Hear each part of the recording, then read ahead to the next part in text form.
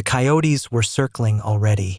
They moved in a slow, deliberate ring, low to the dirt, their yellow eyes flickering in the dying light. The wind carried the sour tang of blood and afterbirth. They didn't rush. They didn't need to. Whatever had given that final scream wasn't screaming anymore. A vulture passed overhead, black wings slicing the orange sky, and one of the coyotes gave a low yip, as if impatient. But the others held their formation. A few feet away, slumped against a rock like a torn-up rag doll, the woman was still breathing. Barely. Her dress was soaked dark between her thighs. Flies hummed around her shoulders. One hand stayed wrapped around the filthy sack she had clutched since yesterday. The other twitched now and then, reaching out across the dirt for something she had no strength to name. Her lips moved. No words came out. Then the hoofbeats began. Not fast. Not urgent. Just a single rider coming down the gulch at a careful pace. The way you ride when you don't know what you're riding into. The coyotes didn't scatter. They turned toward the sound. The rider slowed as he came up the narrow pass, and when his horse stopped short, snorting and pawing, he saw what the coyotes saw. For a long, still moment he didn't move. He just stared at her. Then he swung down. But let's go back to where it all started. 3 days earlier, Clay Hartman had been a man who wanted nothing from anyone. He'd gone up into the high canyons near Dry Hollow to mend the old fence line that had been kicked in by mule deer or something meaner. Took just his gelding, a bedroll, and enough food for 4 nights. That was how he liked it. No voices but the wind, no footsteps but his own. The ranch had been quiet since Ma died. The bunkhouse sat empty now. No crew left to feed or pay. Just Clay, a few half-wild cows that never left the back hills, and the kind of silence that settles in a man's bones and stays there. He'd made camp by the creek the night before. Slept light. Dreamed of fire again. Woke sweating, heart racing, and it took him a full minute to remember that his brother was long dead and he wasn't the one who'd lit the match. Mid-morning, the air got real still. Not hot, not cold. Just that strange, heavy quiet that meant something was about to go wrong. He saw the buzzards first. 5 of them circling low near the bluff. Too low for just a deer. Too tight for livestock. Clay dismounted, grabbed his Henry rifle from the saddle, and started walking. He didn't know what he'd find. Maybe a cougar had taken something. Maybe bandits. Or worse, another settler with a problem and a bottle of bad whiskey. But it wasn't that. It was her. Slumped against the rock like she'd tried to crawl there and given out halfway. Her face was swollen, blistered raw by the sun. Her lips cracked like split bark. Hair tangled with burrs and blood. Her dress, once pale blue, was torn up one side and soaked through from waist to knee. But it was the sack that stopped him cold. She had it gripped like her soul was inside. No bigger than a saddlebag. Canvas worn and dirt-streaked. But the way her arm clung to it, he didn't have to guess twice. Clay crouched low, careful not to spook her if she was still half aware. His voice came quiet, dry from the dust. "Ma'am," he said. No answer. "Ma'am, you alive?" She moved her head, just barely. Eyes fluttered, cracked, and bloodshot. She didn't speak, but her body shifted, like some part of her still hoped he wasn't just a fever dream. He looked closer at the sack. That's when it moved. Just a twitch. A soft, almost accidental kick. But it hit him like a shot. Clay swallowed, his fingers tightening around the rifle slung at his back. Then he laid it down gently in the dirt. He eased the sack from her grip. She fought him weakly, not with strength, but with a sound. A low animal whimper. Like she thought he meant to take it for good. "I ain't talking nothin', all right?" he said, voice shaking now. I just gotta see." She let go. He untied the flap, hands slow, breath shallow. Inside was a newborn, no more than a day old, swaddled in what looked like a cut-up shirt. Blue eyes half closed against the light. Tiny fingers curling and uncurling like they still remembered the womb. Clay stared. The infant made no cry, just a small, stuttering breath, and Clay's chest seized with something he didn't have a name for. Behind him, the coyotes inched closer. He stood fast. "I don't know what the hell happened here," he muttered. But you ain't dying like this. Not today. He scooped the child out, pressed it to his chest, then turned and crouched beside the woman again. Her eyes met his, just for a second. Then her head slumped. "Hey!" he said, touching her shoulder. "Hey, don't do that. Don't you go." But she didn't answer. Her chest still rose, barely. Enough to tell him there was time, but not much. Clay worked fast, pulled his canteen from the saddle, splashed some water over a cloth, and pressed it to her lips. She didn't drink, not really, but some of it got in. He poured more into her mouth and waited. "You hear me?" he asked. "You ain't dying out here. Not with that baby watchin'. Still nothing." He wrapped her in the bedroll from his saddle, packed the baby into his coat, then hoisted her up across his horse's back. She was light, too light. Her legs dangled like broken limbs. Blood soaked the flank of the horse, but Clay didn't stop to notice. He mounted behind her, the baby against his chest. Then he kicked the gelding hard and rode for home. And as they crested the ridge, the coyotes followed behind, silent, patient, watching. The ride back was slow and brutal. Clay tried not to think about how much blood was soaking into his saddle. The woman's head lolled with each jolt. Her breathing sounded like wind through pine bark, thin and raspy, but still there.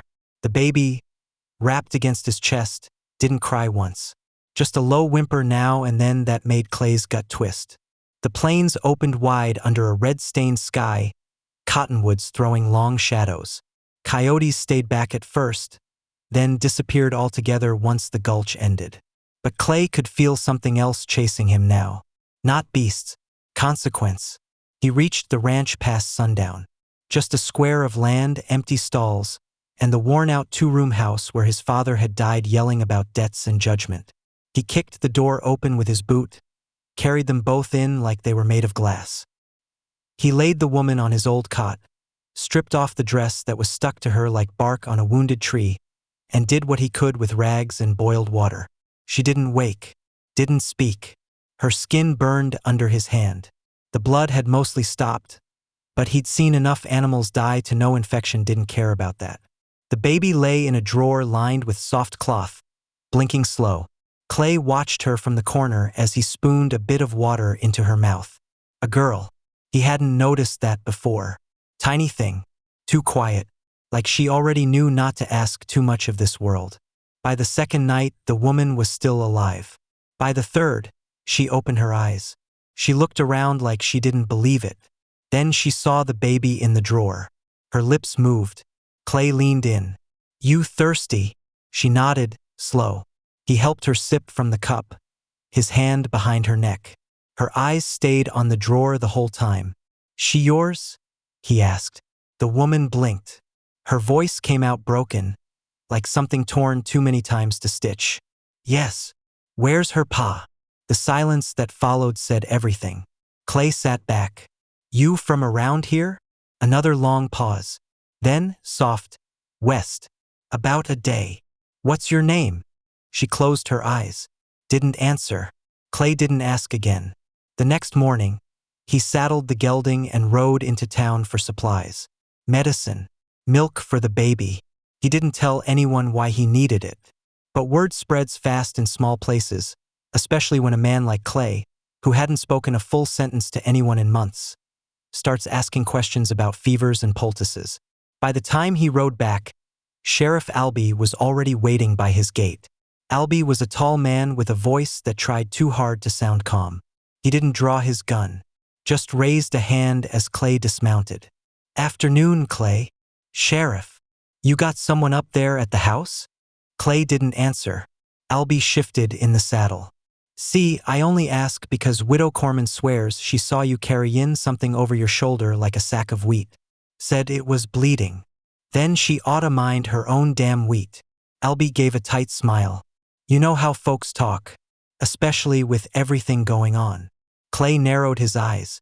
"What's going on?" "Old Jim Holler's place got burned 2 days ago. Whole barn. Horses gone. He swears it was Comanche." "You believe him?" Albee shrugged. "Wouldn't be the first time they come up this way." "And what's that got to do with me?" Don't know, the sheriff said, voice thin. Just, folks get nervous when strangers start tinning up, especially hurt ones. If she's got dark hair and no ring, people think things. Clay stepped forward. You tellin' me not to help a woman bleedin' to death in my backyard, Albie? I'm tellin' you people talk. Well, let 'em. You don't know who she is, Clay. Could be someone's runaway. Could be someone worse. She's a mother. That's what she is. The sheriff held his gaze a second longer, then tugged the reins. Just keep your gate locked. I'd hate for someone else to do something foolish. He rode off without another word. That night, Clay sat by the hearth with the baby in his lap, the woman asleep on his cot. He stared into the fire until his eyes blurred. She stirred around midnight. Her voice rasped from the shadows. What's your name? Clay. A pause. I'm Esther. He turned. You feelin' better? Not yet. He nodded. She's a quiet one, he said, motioning to the baby. Ain't cried once. Esther closed her eyes again. She cried enough when she came. Where were you headin'? Anywhere. That ain't a direction. It is, she whispered. When you're runnin' to... Clay didn't ask from what. He didn't have to. He saw it in her face, in the way her body curled in on itself like it expected to be kicked. The baby made a soft sound, like a sigh. She got a name? Clay asked. Esther opened her eyes again. They looked clearer now, sharper. Not healed, but awake. Mira, she said. Then the sound of hooves broke the quiet. Distant, but steady. Clay stood. He moved to the window, heart already tightening. Far out on the ridge, he saw them. For riders. No torches. No rush. Just moving. Watching. Coming. And behind him, Esther's voice barely rose above the wind. They found me. Clay didn't move from the window for a long time. The riders didn't come closer. Just sat their horses on the far ridge, outlined by the moon, black against silver prairie. They weren't townsfolk, weren't law. The way they rode, silent, spread wide, like a net tightening around the ranch, told him everything he needed to know. They were trackers. They weren't in a hurry, which meant they already knew what was here. He turned from the window, jaw locked. Esther was trying to sit up, face slick with fever sweat. Her eyes were wide now, frightened not for herself, but for the drawer at the foot of the cot where Mira slept, undisturbed. Clay crossed the room and knelt beside her. You need to tell me what I'm dealin' with. Her lips trembled. They're not soldiers, not bounty men. They belong to the man who... Her voice broke. The one who owned me. Clay didn't speak. He didn't move. She swallowed. He paid for me from my uncle when I was 16. Said he was a preacher. But it wasn't a church he ran. Clay stood up, fists clenched, blood rising in his ears. He calls it a covenant, she whispered. The men there think he's a prophet. The women, we serve. You ran, Clay said quietly. Once I was showing. She looked toward the drawer. And now he wants her. Not me. Clay stepped back, chest tight. You sure they'll come? He doesn't let anything go, especially not blood. Not if it's his. He rubbed his face, turned away, then turned back fast. Can you ride? No. Then we stay, he said. But if it goes bad, you take her and run out the back and don't stop till your legs give out. I told you I can't run. Then crawl, he said, his voice low and dangerous. But don't let that man touch her. The next day passed like thunder without sound. The riders on the ridge disappeared at dawn. Clay scanned the horizon every hour from the barn loft, shotgun in hand, Henry rifle across his back. He fed Mira with shaking fingers and tried to keep the tremble out of his voice when Esther asked what he saw. Around noon, the pastor came. Clay knew it was him before the man even spoke. He rode alone. Clean coat, pale hat, soft gloves. White horse, slow steps. He came to the front gate like a man arriving for Sunday service. No weapon in sight, just a look of calm that made Clay's skin crawl. The man tied off his horse neatly, removed his gloves, and waited. Clay stepped out onto the porch with the rifle loose in his grip. Afternoon, the man called. State your business. The man smiled with perfect teeth. I believe you've come across someone who belongs to me. Clay stayed silent. She's a sister in my flock, the man said. Went missing a week ago. We've been prayin' for her safe return. Clay's jaw tightened. She ain't your anything. Oh no, sir. She most certainly is. Behind the man, 3 others crested the ridge on horseback. Not fast, not loud, just close enough to be seen. Clay kept the rifle pointed low, but ready. You're trespassing. I'm extendin' a hand, the man said, still smiling. She left without saying goodbye. Took something precious to us. A child of the covenant. Born under holy rite. We mean her no harm. We only wish to bring her back to where she belongs. You mean to raise that girl under chains? I mean to raise her up in scripture, the man said, eyes narrowing slightly. Then find a new scripture, Clay muttered. The preacher took a slow step forward. Clay raised the rifle. Don't.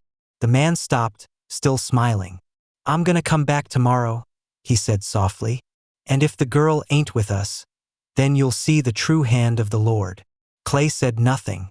The man turned, calm as a Sunday breeze, and remounted. Remember, brother, he called over his shoulder. What you shelter becomes what you suffer. They rode off. Not fast, not afraid. That night, Clay sat by the hearth with his rifle across his lap. Esther slept lightly. Mira did not. The baby's small chest rose and fell with perfect calm. He tried not to let his hands shake. In town, he'd once watched a man hang for stealing a mule. But men like that preacher, they knew how to wrap cruelty in silk and psalms. And now they were coming. He stayed awake until the embers died. The drums started just before dawn. Not war drums, not from any tribe Clay had ever heard, but something worse. A slow, steady rhythm, like wood striking stone, echoing across the valley. It came from the tree line, from inside the preacher's camp, which they'd set up overnight just out of rifle range. Dozens of tents now, a large fire, women kneeling in rows, heads covered. Men standing at the edges, watching. The preacher stood tallest. No gun, no sword, just that steady drumbeat behind him. Clay stood at the window, watching. Esther rose from the cot behind him. Her legs still trembled, but she crossed the room and looked, too. They won't storm the place, she whispered. He doesn't believe in mess. He'll wait until the town turns on you. Clay shook his head. They already have. What are you going to do? She touched his arm, tentative. You don't owe me this. I don't help folks 'cause I owe. Then she asked the question that stopped him cold. If it comes down to it, will you kill him? Clay stared at the man on the ridge and said nothing. They came that night, not with fire, not with shouting, not like bandits or soldiers, just quiet steps in the dark, a rustle of brush, the creak of leather, shadows flickering where there shouldn't //T have been any. Clay heard it first, the soft crunch of a boot heel on dry grass. He stepped out of the back door with the Henry in both hands, the barrel already leveled. A figure froze near the barn, too far for a clear shot, too close for comfort. Stop, Clay said, loud enough to carry. Another figure moved to the left, then another. Esther stepped out behind him, Mira clutched to her chest. Her legs trembled beneath her, but her eyes were dry now, awake in a way that spoke of a life spent watching for movement in the shadows. Clay motioned her back inside. The preacher didn't come forward this time. He stayed somewhere behind the tree line, letting the others do the creeping. Clay knew their plan. They wanted to make him doubt, stretch him thin, test how far they could move in before he started shooting. He didn't want to kill anyone. Not yet, but they were pushing him close. Go back, Clay shouted into the dark. You come any closer and I won't speak again. There was no answer, but the shadows stopped moving. The standoff held until dawn. When the sun cracked over the hills, they were gone. Every tent cleared, every footprint swept, like they'd never been there. But Clay knew better. That day, the town came. 3 riders, not a sheriff's posse, neighbors. Men from outlying ranches, Emmett Rowe, Levi Danton, and a shopkeep named Ellis who'd never so much as carried a rifle in town. They rode up to the gate and called Clay out like old friends coming to borrow salt. He didn't invite them inside. "We just want to talk," Emmett said. "You're talking to the man who came to your gate. He came into town after. Real polite. Said he was looking for a lost woman and her child." "Is that what he said?" Clay's voice was flat. "He said you were harboring her. And," Emmett rubbed the back of his neck, "and he said if we didn't intervene, he'd consider it the town's sin. That he'd return with judgment." "Judgment?" Clay repeated, nearly laughing. "We've got families, Clay. Livestock. Children. If he's half as dangerous as he sounded—" "I'm not giving her up," Clay said, his voice like iron scraping stone. The three men looked at one another. Ellis spoke up. "It's not about sides, Clay. It's about surviving. She was left for dead, given birth alone in a dry gulch. And you're here worried about bad company on your doorstep." Levi shifted in his saddle. "We just want the trouble gone." Clay stepped forward, rifle loose but ready. "Then help me stand." But none of them dismounted. By dusk they were gone. Clay paced the house like a cornered animal. He hadn't slept in days. His skin felt like it didn't fit anymore. And Esther, she didn't ask for comfort. She just held Mira tighter, sang to her under her breath like maybe it would protect the child from what was coming. She cooked that night, weak but steady. Cornmeal. A little salt pork. Clay hadn't tasted warm food in 3 days. "I should have left her in the brush," Esther said suddenly, voice barely louder than the fire. Clay looked at her. "She didn't cry when she came. I thought it meant she wouldn't live. I left her, then crawled back. I crawled back. You came back. I only made it 'cause I wanted to die close." The silence after was long. Clay said nothing because there was nothing that would make it right. But he took the plate she handed him, sat with her in that little room filled with quiet breathing and worn wood and firelight, and tried not to feel like something was closing in. That night, she woke him. She was crouched by the door, holding the baby, one hand trembling over her mouth. He moved fast, grabbing the rifle and sliding to the window. Fire again. But not a camp. A cross. They'd planted a cross out near the pasture. Not burning, just standing there with cloth draped over it. A silent warning. A claim. He felt his stomach drop. Esther whispered, "He's telling me I'm already buried." Clay didn't speak, didn't move. His eyes scanned the horizon. He didn't say it aloud, but the thought sat there between them. They weren't coming to take her back. They were coming to erase her. The next morning was cold. A storm had crept in sometime near dawn, and now the prairie was soaked in silver and mist. The cross still stood, blackened with dew. Clay went out early, saw it up close. The cloth was torn from a dress. A woman's dress. He didn't say whose. He didn't have to. When he came back inside, Esther was standing. On her own. Weak but straight. "I want to go," she said. Clay blinked. "Where?" "East, west, I don't care. I just need to keep moving." He studied her. The fever had burned out of her eyes. Now there was only something harder underneath. A decision. "You won't make it alone." "I'm not asking to go alone." He looked to the baby, still sleeping in the drawer. "You know what it'll mean." "I do." He stood in the doorway, silent. The storm clung to the edges of the ranch like a curse that wouldn't lift. "I don't run," he said. "Then stand with us." He looked at her again. Really looked. And saw not a victim, not a burden, but something burning. Something worth dying for. Or maybe living for. He nodded. And they started packing. Behind them, the wind picked up. The cross leaned against the rising gust. And somewhere out in the mist, voices began to chant. Low, rhythmic, getting closer. They left before sunrise. No trail, no farewell. No sound but the wind pulling through brittle grass. Clay had saddled the mule instead of the gelding. Slower, but quieter. Esther rode hunched, cradling Mira to her chest inside Clay's old duster. The baby didn't stir. She was light as kindling, warm only because Esther hadn't let go of her since the night they'd met. Clay led the way on foot, rifle strapped across his back, eyes never resting long in one place. The mist hadn't lifted from the hills.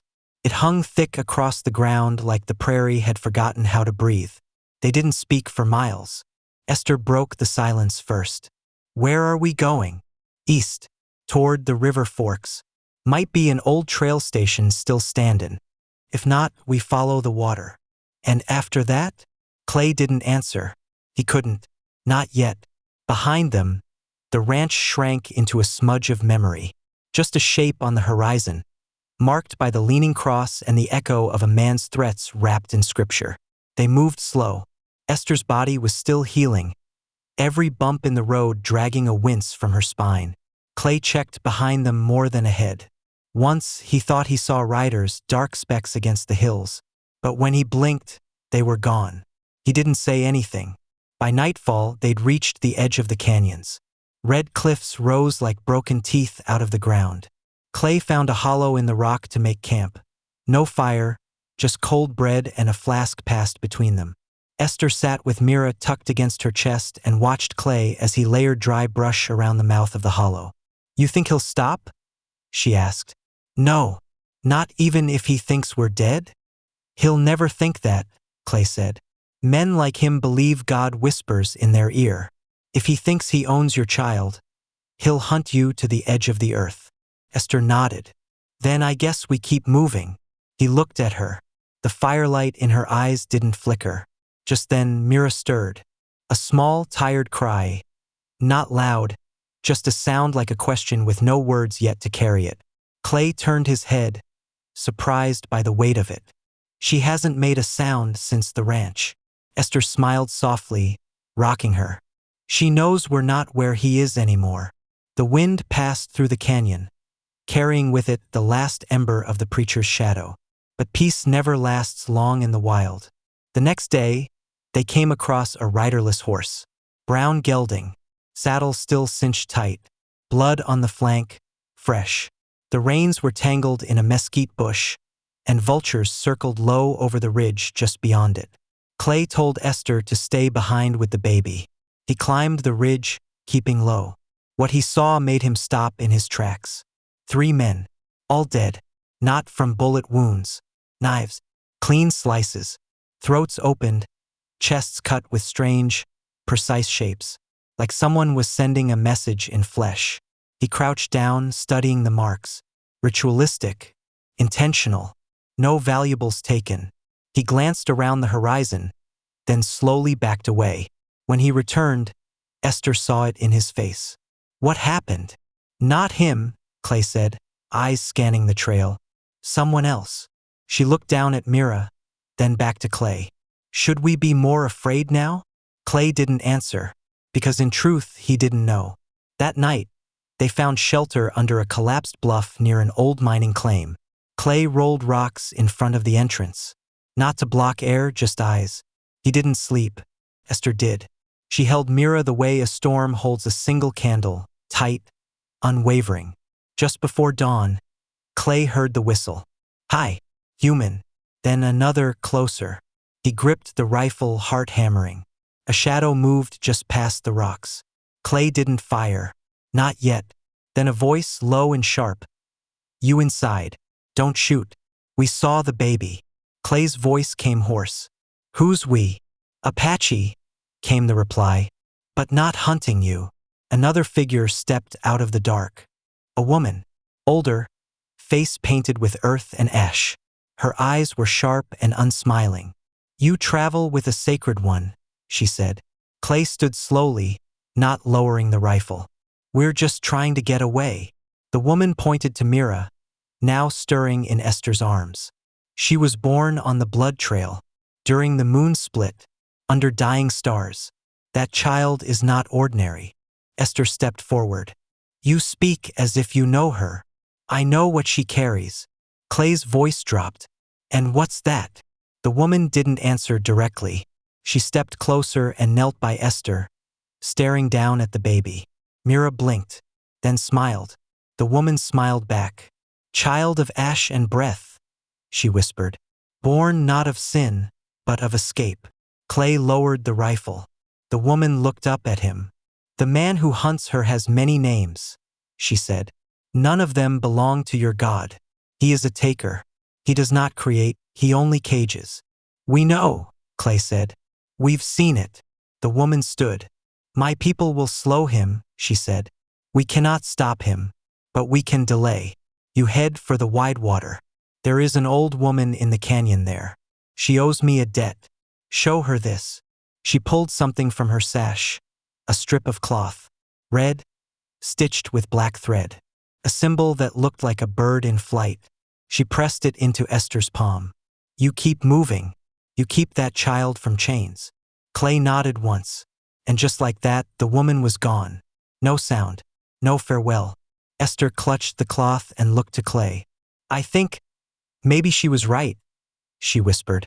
Mira wasn't just born. She was freed. Clay stared out at the desert rising before them. Then said what he hadn't dared say since the day he found Esther in the dust. We're not running anymore. They saddled the mule before the sun cleared the rocks and headed east.